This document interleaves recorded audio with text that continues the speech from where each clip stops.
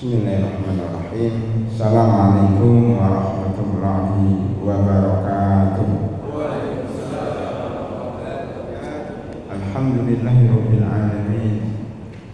Wassalatu wassalamu ala asyrafil anbiya'i wal mursalin wa ala alihi wa sahbihi wa tabi'ina lahum bi ihsanin ila yaumiddin.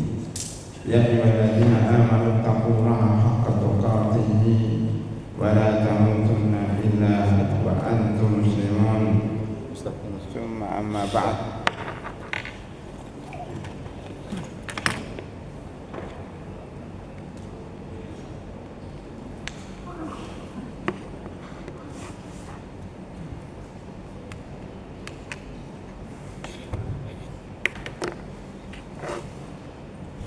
Alhamdulillah pada hadirin dan hadirat jamaah sholat subuh yang kami hormati, alhamdulillah pada pagi yang berbahagia ini kita kembali bersama-sama melaksanakan sholat subuh berjamaah.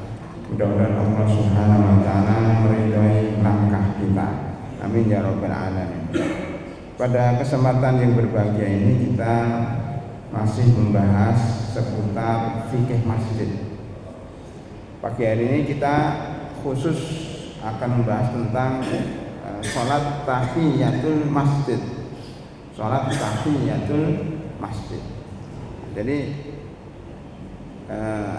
al-masjid, masjid kelihatan Pak? Oh belum. Al-masjid itu adalah salah satu syiar dari syiar Allah. Allah Subhanahu wa taala berfirman di dalam surat Al-Hajj ayat 31, wa man yu'azzim sya'airallah fa innaha min taqwal qulub. Wa man yu'azzim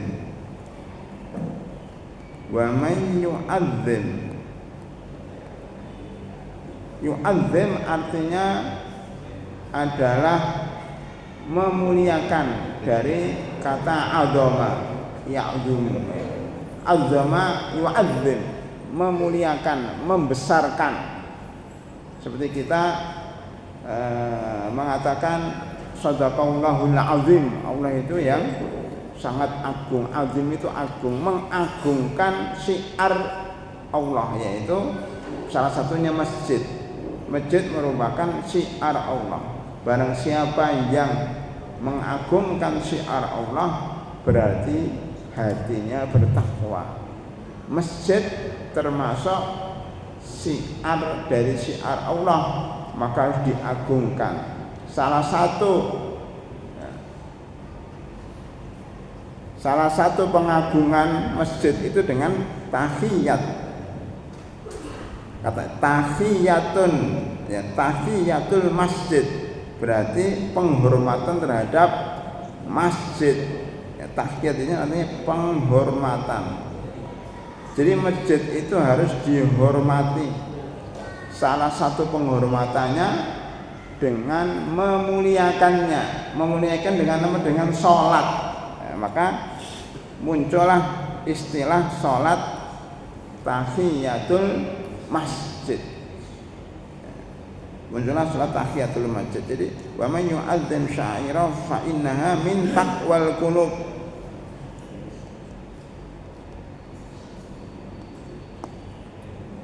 Salah satu bukti ketakwaan kita kepada Allah adalah menghormati syiar Allah, menghormati masjid dengan cara sholat tahiyatul masjid. Dasarnya adalah ya, hadis Abi Qatadah, hadis Abu Qatadah Al-Ansari. Abu Qatadah Ansari meriwayatkan bahwasanya Rasulullah sallallahu alaihi wasallam bersabda, "Idza dakhala ahadukumul masjidah." Jika salah satu di antara kalian masuk masjid, makanya fal yusolli, hendaknya dia fal yusolli, hendaknya dia sholat. Fal yusolli rakaataini,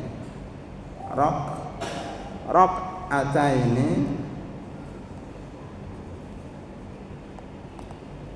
2 rakaat qabla ayyajlisa, sebelum dia duduk. Ini ada kata kuncinya, hendaknya dia sholat 2 rakaat. Tidak disebut di sini para hadirin rahimakumullah ya, sholat tahiyatul masjid. Tidak disebut sholat tahiyatul masjid. Adanya sholat 2 rakaat. Jadi dari mana munculnya tahiyatul masjid itu? Jadi namanya tahiyatul masjid ya, nama soal tahiyatul masjid itu datanya dari para ulama. Para ulama mengatakan itu 2 rakaat sebelum 2 rakaat ketika masuk masjid sebelum duduk, itu namanya tahiyatul masjid, yang berikan nama para ulama. Karena dalam hadis tidak ada, dan hadis hanya mengatakan hendaknya dia sholat 2 rakaat. Ya. Kemudian para hadirin rahimakumullah, di sana ada namanya hadis Abu Dzar. Hadis Abu Dzar. Ya. Hadis Abu Dzar ini menceritakan suatu ketika beliau masuk masjid. Di situ ada Rasulullah Shallallahu Alaihi Wasallam sedang duduk. Kemudian Rasulullah mengatakan, ya Abu Dzarrin, wahai Abu Dzar, ya, innalil masjid tahiyah. Ya, ini hadis Abu Dzar. Ya Abu Dzar, innalil masjid tahiyah. Inna lil masjid, ya, inna lil masjid tahiyatun. Sesungguhnya masjid itu mempunyai tahiyat, penghormatan. Wa inna tahiyatahu ayyusalli rak'atain. Tahiyatnya itu sholat 2 rakaat.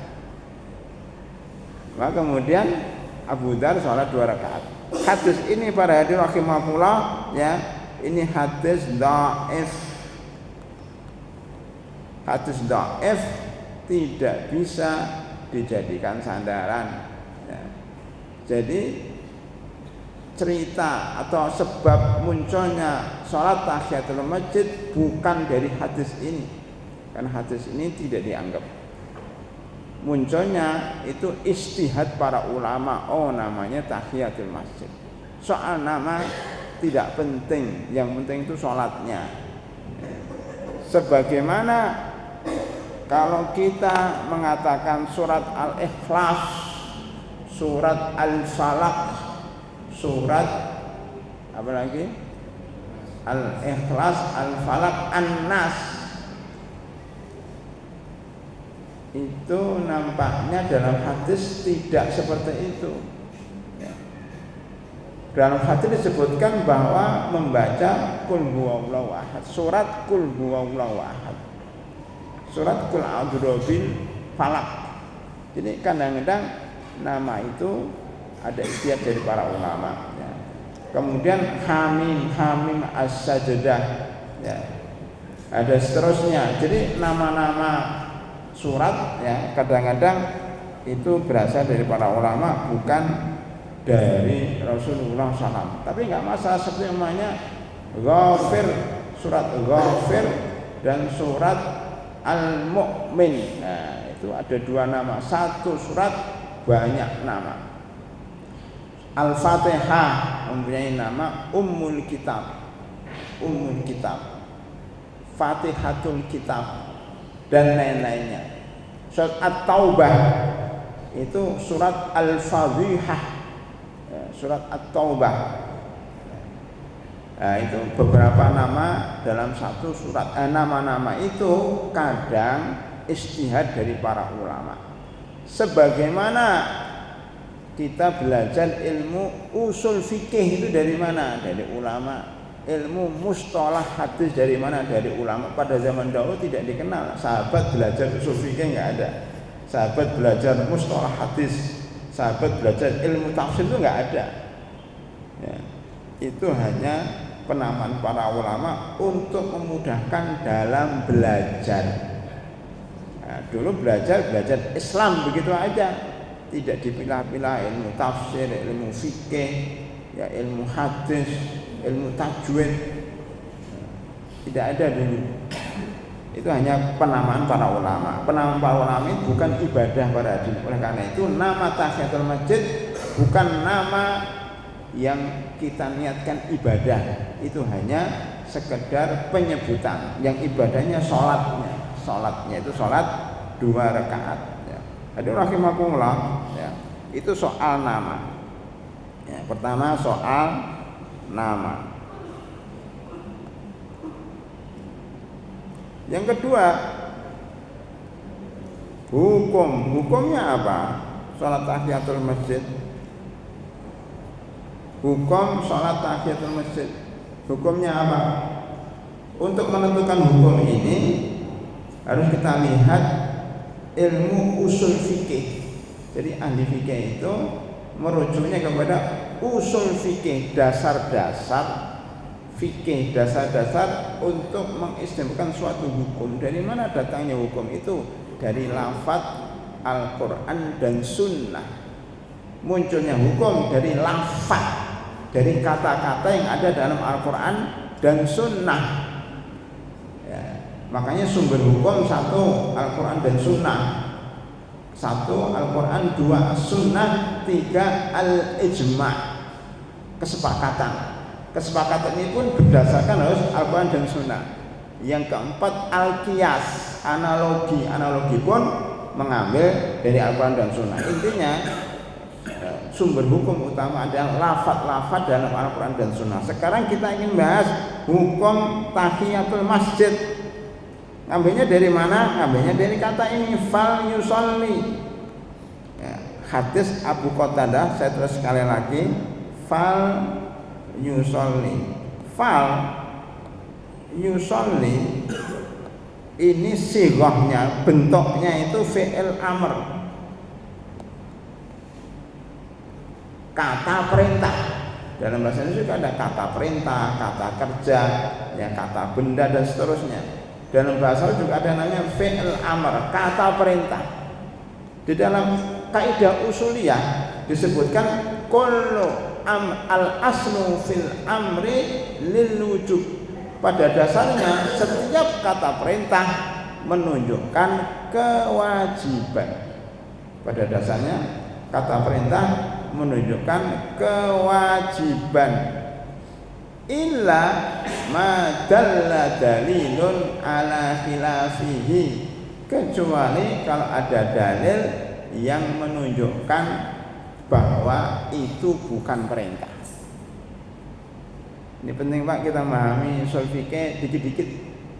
Al-aslu pada dasarnya setiap perintah itu menunjukkan kewajiban, kecuali ada hal-hal lain yang menyelewengkan dari asalnya menjadi bukan wajib, menjadi sunnah, menjadi mubah.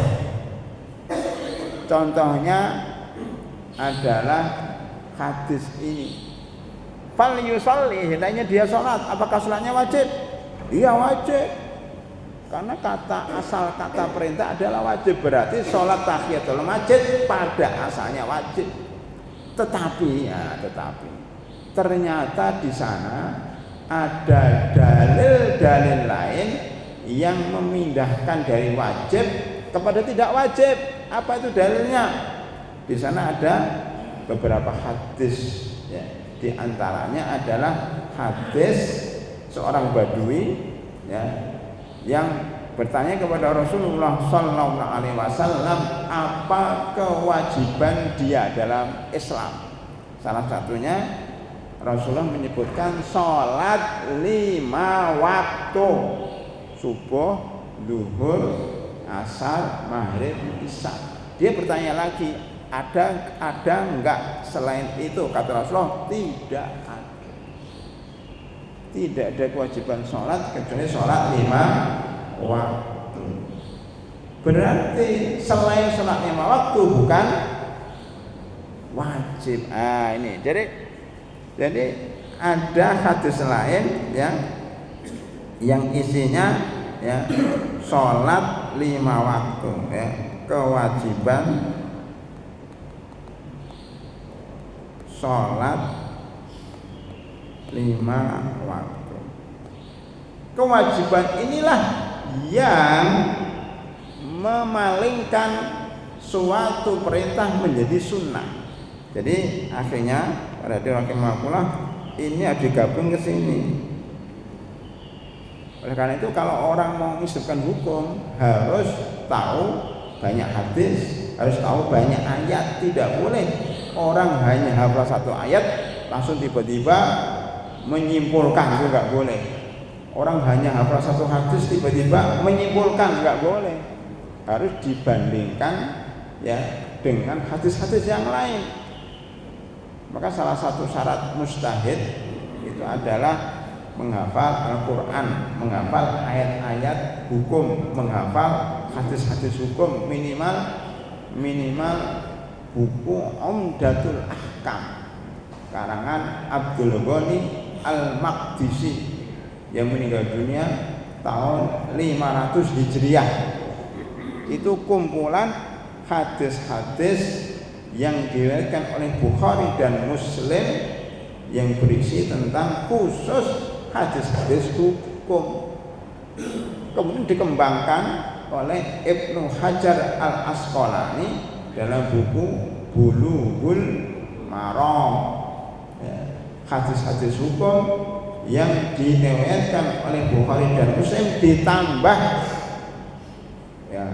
sunan ditambah Abu Daud, Tirmidzi, Ibnu Majah dan Nasa'i serta Imam Ahmad. Makanya dalam Bulughul Maram itu banyak hadis yang tidak sahih, karena riwayatnya juga ada riwayat selain Bukhari dan Muslim, tapi hadisnya lebih banyak dibanding dengan Umdatul Ahkam. Ini minimal orang kalau mau misalkan hukum itu minimal pernah belajar hadis-hadis hukum supaya tidak salah istinbat. Nah, kita kembali kepada hukum tahiyatul masjid. Fal yusalli, hanya dia sholat, berarti maksudnya tidak wajib. Lo kan perintah. Tapi perintah itu ada perintah wajib, perintah tidak wajib. Perintah tidak wajib itu bisa sunnah, bisa mubah. Maka kalau kita simpulkan fi'il amr itu fi'il amr, fi'lun amron, fi'il amr ini menunjukkan satu lil wujub itu pada dasarnya, dua lin nadbi, nadbi itu maksudnya sunnah, tidak wajib. Ketiga maknanya lil wujub, lin nadbi, lil ibahah.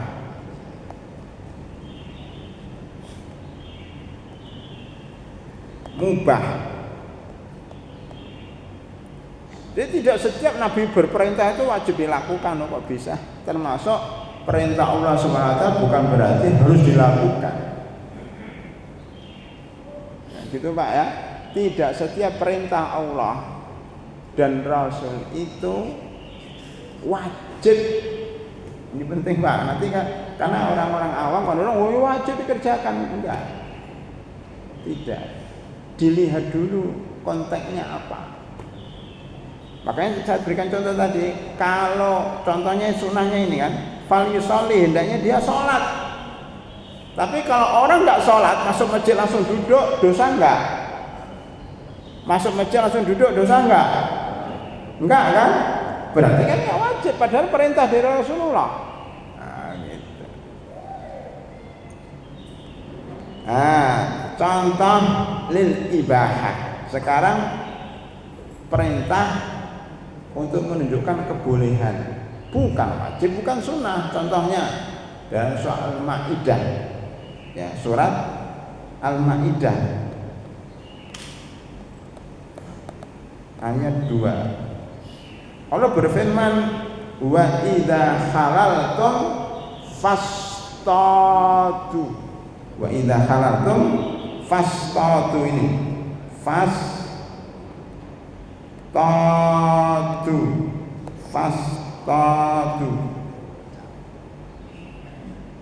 Apa fastatu? Berburu. Maksudnya apa? Pada ayat sebelumnya atau pada kata-kata sebelumnya dilarang bagi kalian kalau berihram haji untuk berburu. Tapi kalau sudah selesai haji berburulah. Ya, ayatnya itu intinya, wahai orang beriman, jika kamu sedang ihram haji atau umrah, jangan membunuh binatang untuk berburu atau berburu binatang. Tetapi kalau sudah selesai ihramnya, berburulah. Berburu di situ maksudnya apa, Pak? Boleh berburu, bukan wajib berburu, itu enggak. Makanya begini, contoh-contoh logika dalam kehidupan sehari-hari. Masjid lagi renovasi, dilarang menginjak lantai karena baru dipel. Nah, gitu. Masih basah, masih banyak sabunnya. Terus itu di depan itu, maaf, lagi dibersihkan, tidak boleh melewat. Begitu, Pak, ya kan, kalau pas dibersihkan. Setelah itu selesai dipel, ya, lewatlah, nah, gitu kan, perintah lewat, memang harus lewat. Maksudnya boleh lewat, boleh enggak? Boleh lewat, boleh enggak? Nah, silahkan lewat, kan itu bahasa kita, silahkan. Sekarang silahkan masuk, tapi enggak boleh masuk karena lagi dipel. Sekarang silahkan masuk itu kata perintah, tapi tidak mesti harus masuk. Terserah kita masuk masjid atau enggak, kan terserah dia. Nah, itu maksudnya, Pak. Jadi kata perintah yang datang sesudah larangan itu artinya boleh. Ada contoh lain, Pak? Kamu jangan minum air karena apa? Puasa. Sekarang sudah nggak puasa. Sekarang bulan apa, Pak? Rabiul, Muharram, Safar. Sekarang Safar. Berarti boleh minum. Boleh minum itu kan gitu. Jangan minum, kan? Nah, sekarang udah nggak Ramadan, berarti boleh. Bukan minumlah bukan berarti wajib. Sekarang boleh minum.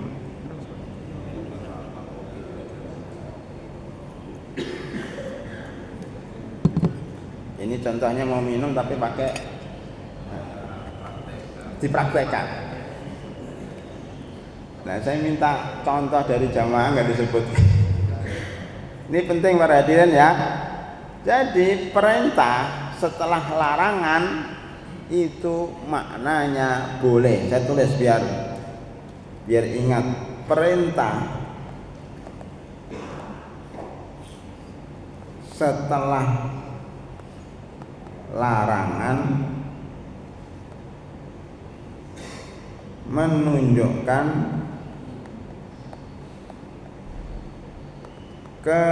kebolehan, bukan kewajiban, menunjukkan kebolehan.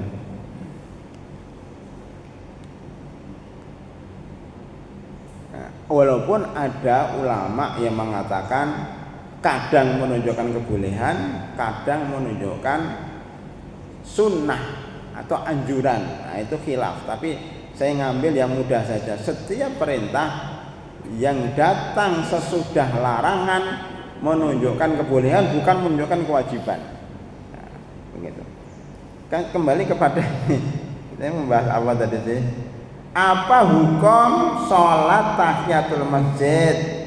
Hukumnya sunnah, tidak wajib. Loh, kan ada perintah di sini maknanya sunnah.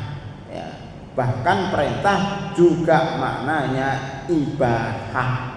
Contoh dalam Al-Quran yaitu fastadu ini berburu itu boleh dilakukan setelah ihram haji dan umroh, walaupun kata perintah tapi maknanya boleh, walaupun maknanya tapi maknanya boleh. Baik, ada rahimahullah, berarti salat tahiyatul masjid hukumnya sunnah ya. Jika mengerjakan dan pahala, jika meninggalkan tidak berdosa. Baik, selesai. Sekarang kita masuk ke masalah yang ketiga. Bagaimana sebelumnya gini, ada satu peristiwa Nabi Muhammad SAW pada rahimahullah itu kalau mau khutbah Jumat tahiyatul masjid enggak. Nabi Muhammad SAW kalau mau sholat, mimpin sholat subuh ya, itu tahiyatul masjid enggak pertanyaan, dijawab Pak.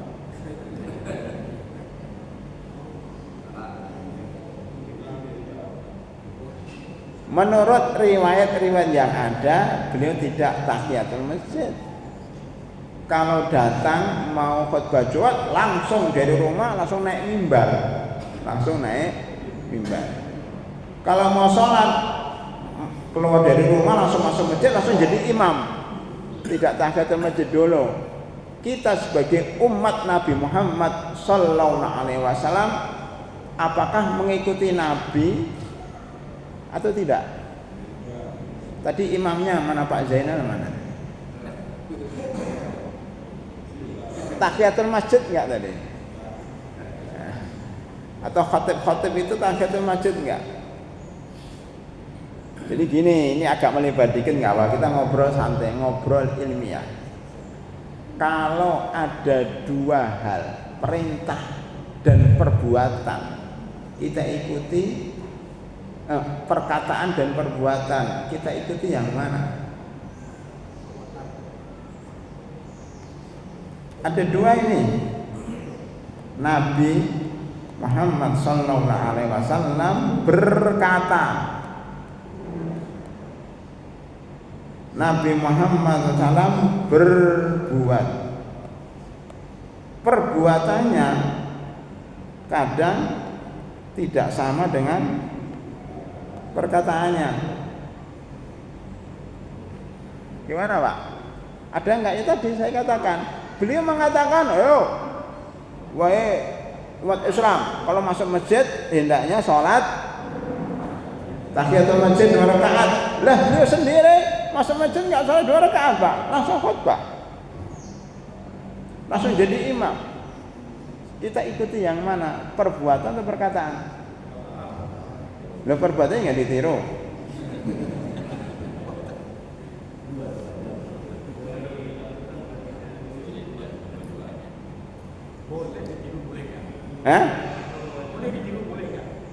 Perbuatannya, kalau perkataannya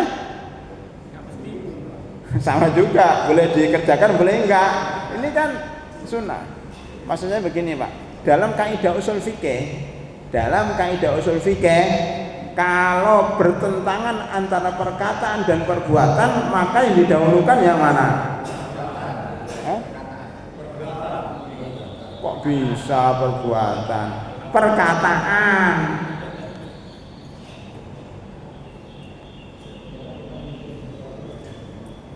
Perkataan itu teori. Perbuatan itu praktek. Praktek itu kadang-kadang tidak sesuai dengan teori. Saya kira di sini banyak juga orang-orang pintar ya, pernah kuliah dan sebagainya. Kadang teorinya gini, itu prakteknya enggak. Masjid dulu gimana mbaknya Pak Hidayat? Gini teorinya, prakteknya sama enggak dengan teori waktu perencanaan? Persis enggak? Ya tidak semua. Dan begitulah kita punya teori, tapi ternyata enggak seperti yang kita. Jadi hidup ini tidak idealis banget. Idealnya begitu memang. tapi dalam prakteknya kadang-kadang kita tidak sesuai dengan ideal. Begitu juga Rasulullah Sallallahu Alaihi Wasallam sebagai manusia, itu perbuatan beliau tidak persis dengan perkataannya, bukan karena sengaja untuk menyelesaikannya, tapi karena ada sebab-sebab tertentu sehingga beliau tidak mengerjakan apa yang beliau katakan. Contohnya, untuk tujuannya agar manusia, agar umat Islam tidak meyakini bahwa perbuatannya wajib, makanya beliau mengerjakan hal-hal yang kadang tidak sesuai dengan perkataannya persis. Contohnya, ya, sholat yang paling utama kapan, Pak? Di awal waktu. Tapi beliau kadang sholatnya di akhir waktu untuk menunjukkan kebolehan. Dalam hadis Jibril alaihissalam, ya, ketika turun perintah sholat, beliau sholatnya 2 kali. Maksudnya hari pertama dengan hari kedua beda. Hari pertama bersama Jibril, beliau sholat di awal waktu, namanya subuh, ya. Beliau sholatnya jam 5 komat sholat. Pada besoknya ini hari Ahad, ya, hari Senin besok beliau sholatnya jam 6 mau suruh baru sholat. Loh, katanya awal waktu. Ini tujuannya menunjukkan bahwa waktu sholat itu antara hari pertama dan hari kedua. Waktu sholat itu antara jam 5 sampai jam 6 kalau zaman sekarang. Makanya orang yang sholat antara jam 5 pagi sampai jam 6 pagi itu masih boleh. Jadi beliau itu mengerjakan untuk menunjukkan kebolehan gitu. Itu Pak Hadir rahimakumullah. Bingung enggak sih? Masih ngantuk-ngantuk ya. Maksudnya kalau kita tahu hukum seperti ini, jadi kita fleksibel di dalam memahami. Udah, nggak usah jauh-jauh lah, kita kembali kepada masalah tahiyatul masjid. Baik, Rasulullah Sallallahu Alaihi Wasallam ketika khutbah Jumat nggak sholat tahiyatul masjid. Kenapa? Satu, untuk menunjukkan tahiyatul masjid itu tidak wajib. Ya, kalau beliau sholat terus nanti dikatakan wajib.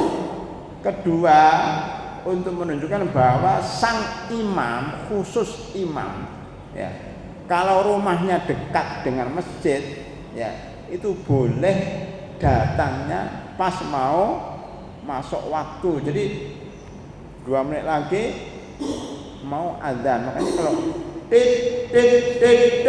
beliau baru keluar dari rumahnya, langsung naik mimbar. Assalamualaikum warahmatullahi wabarakatuh. Itu pernah saya praktekkan. Kapan? Ketika datang pertama kali ke masjid, langsung disuruh Ustaz masuk ke ruang sekretariat dulu. Lah enggak masuk ke masjid. Masuk ke ruang sekretariat, samping ini ruang sekretariat, office, ya kan? Ruang sekretariat. Enggak tahu tembus dari sana kan? Kemudian di situ disuruh minum air putih hangat.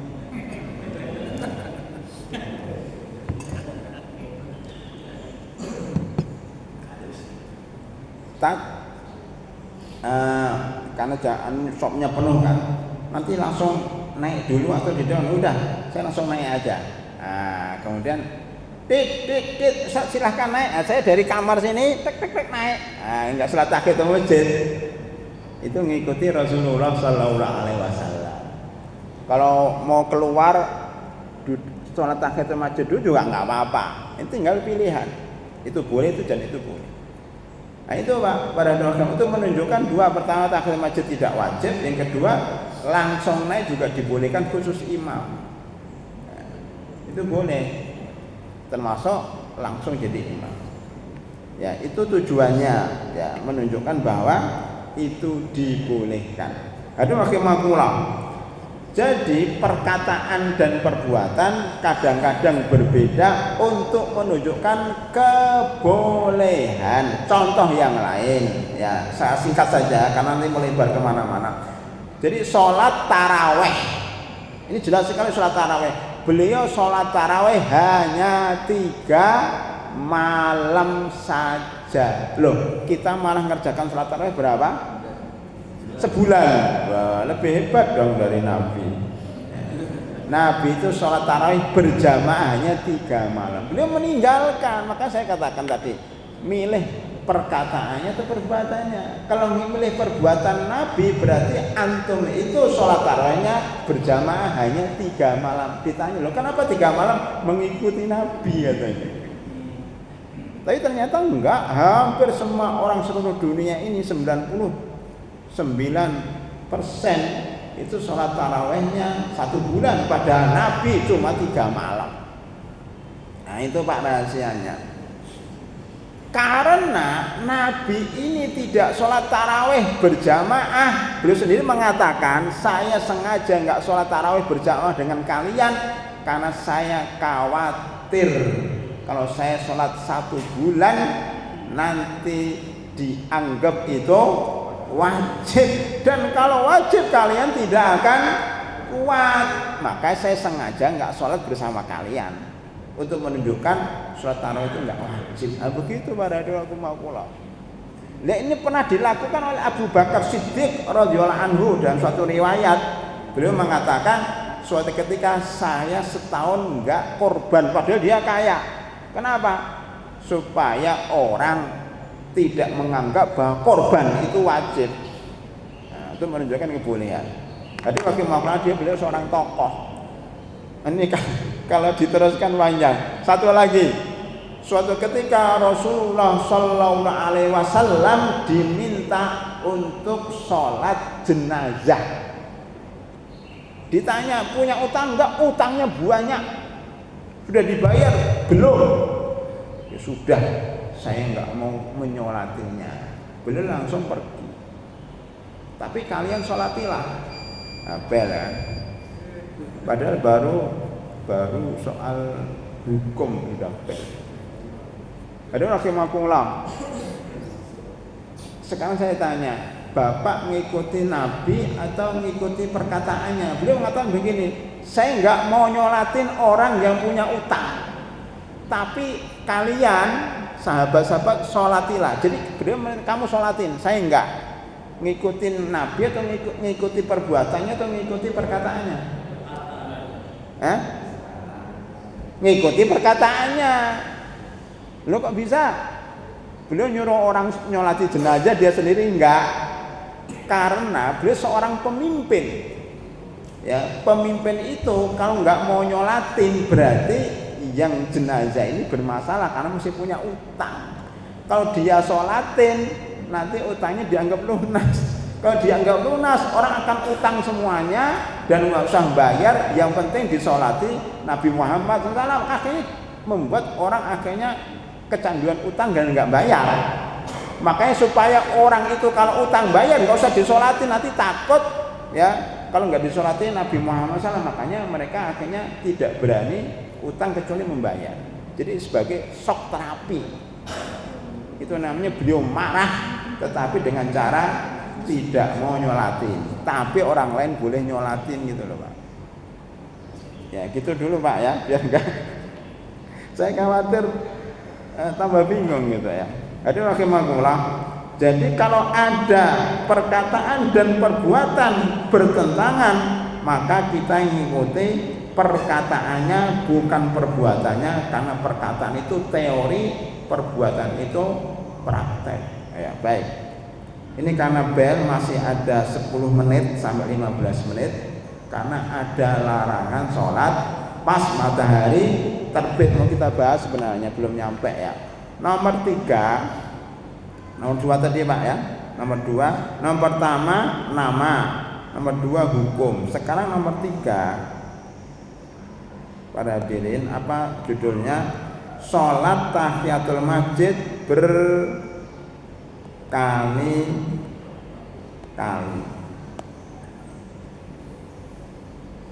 Apa hukumnya kita masuk masjid keluar masuk keluar masuk keluar masuk? Para ulama berbeda pendapat menjadi 3 pendapat. Pendapat pertama mengatakan kalau orang keluar masuk masjid maka cukup sholat sekali. Itu seperti orang yang membaca Al-Quran, membaca As-Sajdah. Ada 15 ayat yang memerintahkan kita untuk sujud tilawah ketika membaca Al-Quran, ya. Seorang penghafal Al-Quran kalau ngulangi wasjud waqtarib wasjud waqtarib wasjud waqtarib, maka sujudnya sekali aja.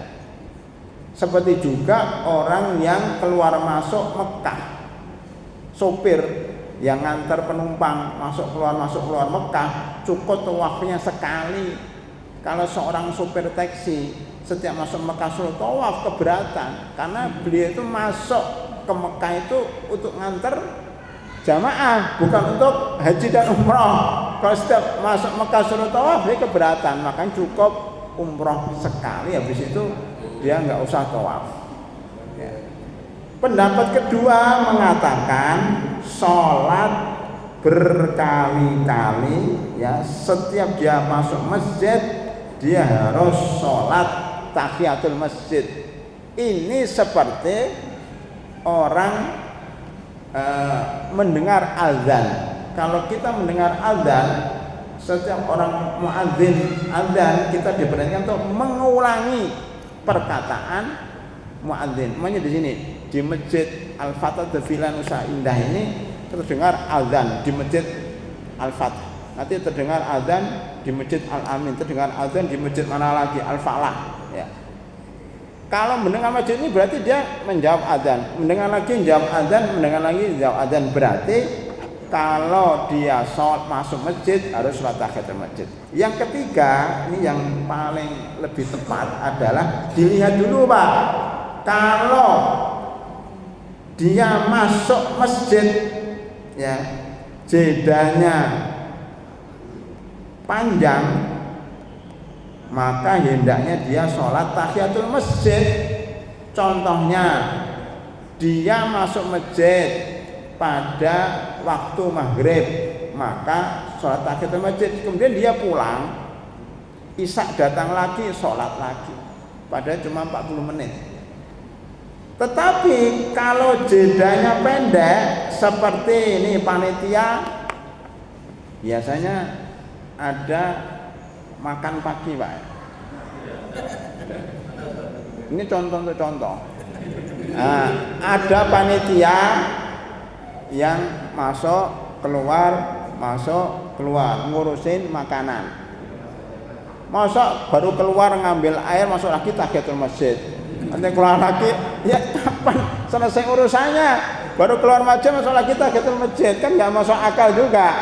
Nah, ini yang kita ambil pendapat ketiga ini, bahwa dilihatlah kalau memangnya masuk masjid berkali-kali tak karena panitia nggak usah sholat. Tapi kalau jedanya 1 jam, jedanya 2 jam, nah itu sholat lagi.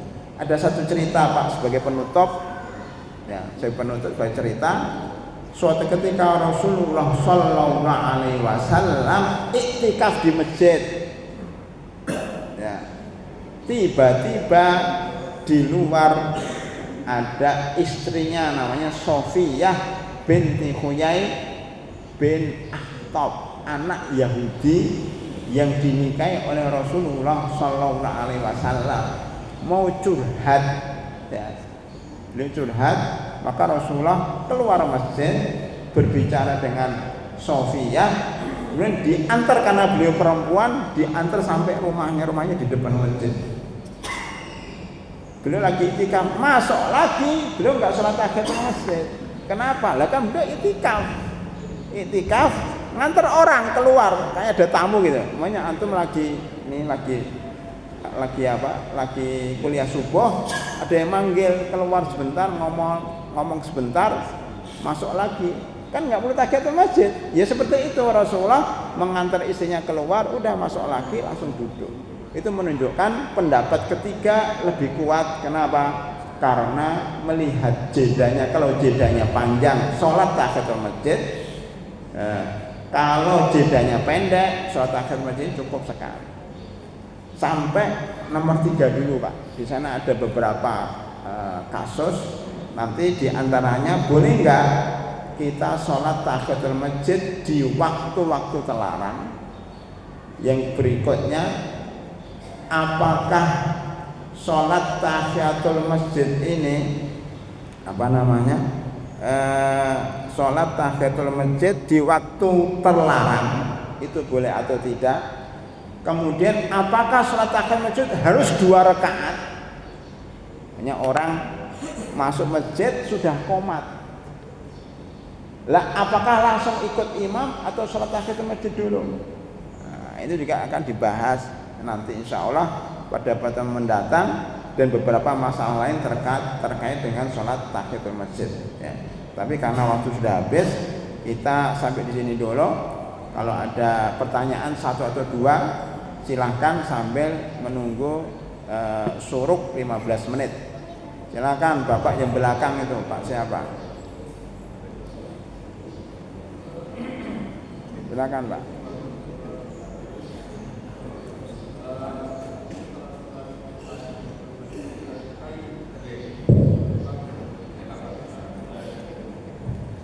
Assalamualaikum warahmatullahi wabarakatuh. Waalaikumsalam warahmatullahi wabarakatuh. Pak Ustaz, mau nanya, jadi kalau kami pernah mendengar kalau itu sunnah tahiyatul masjid, kalau dilakukannya itu kalau bukan masjid seperti gimana ya Pak Ustaz? Misalnya ada suatu tempat yang dilakukan di basement dan itu diperlakukan sebagai masjid untuk kita sholat.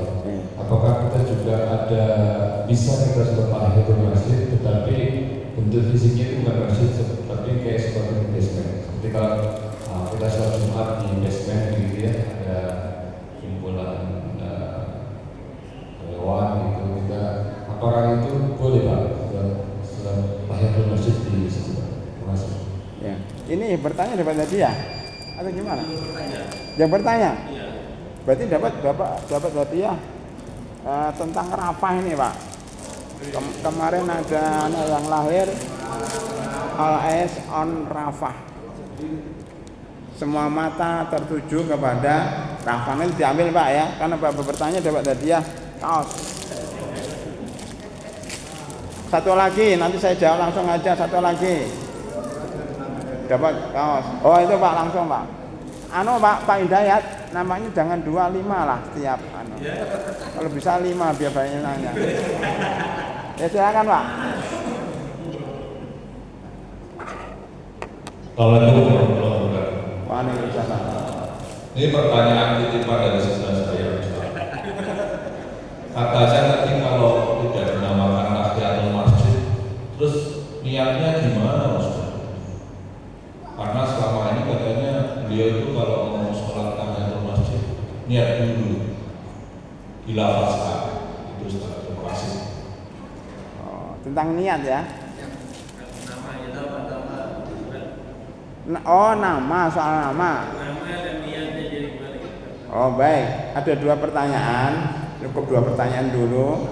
Yang pertama soal tahiyatul masjid di basement Pak tadi ya. Nanti pembahasannya nanti sebenarnya. Saya tadi teringat satu, bagaimana kalau kita masuk ke musola, apakah ada namanya tahiyat musola? Bagaimana kalau kita kemudian sholat Idul Fitri, Idul Adha di lapangan, apakah sholat tahiyatul lapangan kan gitu? Katanya apakah ada sholat tahiyatul basement? Mall. Begini para hadirin, jawabannya singkat aja. Namanya tahiyatul masjid kan idza dakhala ahadukumul masjidah. Kan jika di antara kalian masuk masjid, dia masuk masjid. Rasulullah mengatakan jika di antara kalian masuk masjid, ini kan masuk masjid. Ada kata-kata masjid. Jika di antara kalian masuk masjid, alif lam mim sin jim dal, masjid. Masjid itu maksudnya dibahas di awal ya, masjid itu adalah bangunan. Ini masjid. Berarti di luar ini bukan masjid. Ini penting Pak, hukum-hukum terkait masjid nanti. Jual beli, tahiyatul masjid, tidur, apa saja itu hukumnya tergantung pada pengertian masjid. Nah, pengertian masjid para ulama adalah bangunan khusus yang dipakai untuk sholat. Ya ini dalamnya dalam masjid. Kalau di luar itu namanya emperan, yang dua lagi namanya parkiran.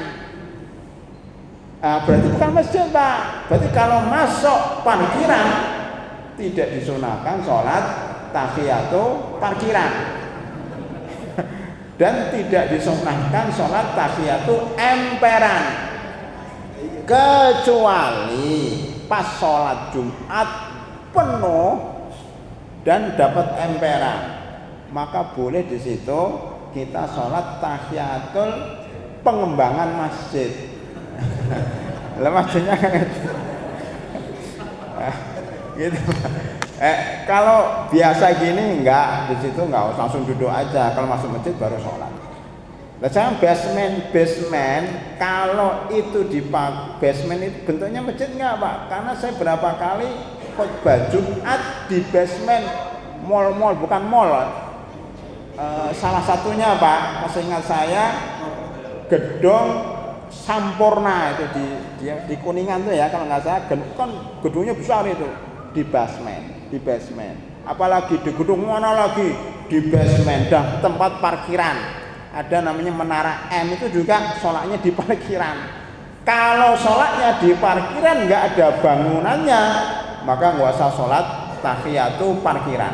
Tetapi kalau di parkiran ada masjid, di mana saya lupa ya. Itu ada masjid di parkiran tapi masjidnya bagus Pak, besar, maka sholat tahiyatul masjid itu hanya soal tempat saja, termasuk di mall paling atas. Kalau ada bangunan masjid berarti sholat tahiyatul masjid. Adapun kalau kita sholat Idul Fitri dan Idul Adha di lapangan maka tidak ada sholat tahiyatul lapangan. Cuma kalau niatnya adalah saya sholat duha boleh, saya sholat niatnya kan habis wudhu boleh. Kadang-kadang orang salah paham, Ustaz nggak ada tahiyatul masjid, ini bukan masjid. Saya katakan saya sholat duha, saya sholat habis wudhu, bukan sholat tahiyatul lapangan. Jadi tergantung niatnya, gitu Pak ya. Nah, ini berkaitan dengan pertanyaan kedua dari Bapak, gimana niatnya? Kalau nggak ada nama, ya niatnya saya mengikuti perintah Rasulullah kan gitu. Nah, niat itu kan nggak usah dilafadzkan. Para ulama sepakat niat itu dalam hati. Adapun diucapkan nggak diucapkan itu khilaf, ya. Harus diucapkan atau tidak? Itu tidak wajib, mau diucapkan silakan, tapi niat itu dalam hati Pak. Allah itu maha tahu hati kita mau apa gitu. Jadi sholat aja. Tapi kan saya katakan nama itu tidak masalah Pak. Bapak mengatakan usolli tahiyatul masjid juga nggak apa-apa, karena Bapak melafadzkan ini kan bukan dari hadis. Memang kita melafadzkan dari hadis. Maunya gini, wahai orang beriman, kalau mau sholat bilanglah usolli fardhu subhi rakatain lillahi ta'ala. Memang ada hadisnya. Usolli tahiyatul masjid rakaataini. Memang ada hadisnya kan nggak ada. Itu buatan ulama. Makanya Bapak pertama nggak perlu dilafadzkan. Pokoknya masuk masjid sholat 2 rakaat selesai. Iya Pak, nggak perlu dilafadzkan, nggak perlu pakai niat. Para ulama mengatakan untuk tahiyatul masjid nggak usah pakai niat, otomatis. Begini nanti Pak. Bapak nanti akan terbentur dengan begini, masanya belum nyampe. Bapak masuk sudah qomat, ikut sholat subuh langsung. Saya tanya, Bapak sholat tahiyatul masjid enggak? Langsung sholat subuh itu tahiyatul masjid enggak? Saya katakan itu masuk tahiyatul masjid secara tidak sadar. Kan perintahnya jika kalian masuk masjid janganlah duduk kecuali kalau sholat 2 rakaat. Atau hadisnya, jika salah satu di antara kalian masuk masjid, hendaknya sholat dulu sebelum duduk. Lah kan sholat subuh 2 rakaat juga sebelum duduk. Jadi nanti akan kita bahas khusus, Bapak dengan sendirinya merangkap 2. Pertama sholat subuh, 2 sholat tahiyatul masjid dalam satu perbuatan. Jadi 2 pahala dalam satu perbuatan. Itu. Saya itu pernah berdebat dengan beberapa ustadz itu. Gimana sholat tahiyatul 4 rakaat loh? Kalau kita masuk masjid sholat isya, gitu Pak ya, sholat isya dan sudah qomat, maksud saya tahiyatul masjid dulu kan nggak bagus, langsung ikut jadi makmum 4 rakaat dan itu sudah mewakili tahiyatul masjid. Kan yang penting sholat dulu sebelum duduk, gitu Pak. Maka jawaban tadi kenapa Rasulullah naik mimbar kan, mimbar langsung khutbah, nanti duduk di bawah kan, ini duduk di atas nggak dihitung. Jadi habis khutbah kan langsung sholat Jumat. Ya, berarti beliau tidak melanggar. Intinya tidak duduk sebelum sholat. Mau sholat subuh, mau sholat isya, mau sholat maghrib, itu dianggap tahiyatul masjid. Jadi nggak usah pakai niat pun tidak apa-apa. Wallahu a'lam bishawab. Sekarang waktunya kita sholat syuruk ya. Insya Allah dapat pahala sholat syuruk dan sholat duha dengan izin Allah Subhanahu wa ta'ala. Kita tutup dengan doa kafaratul majlis. Subhanakallahumma bihamdika asyhadu an la ilaha illa anta astaghfiruka wa atubu ilaik. Assalamualaikum warahmatullahi wabarakatuh.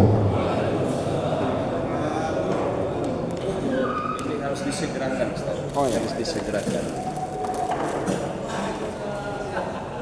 enggak gerekam dia jangan, karena tadi enggak nyari mana apa ya.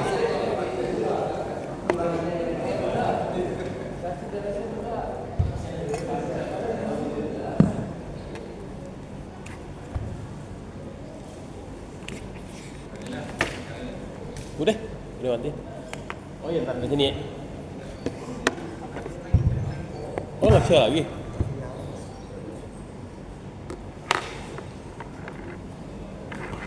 Kalau Ustaz. Jazakallah khairan.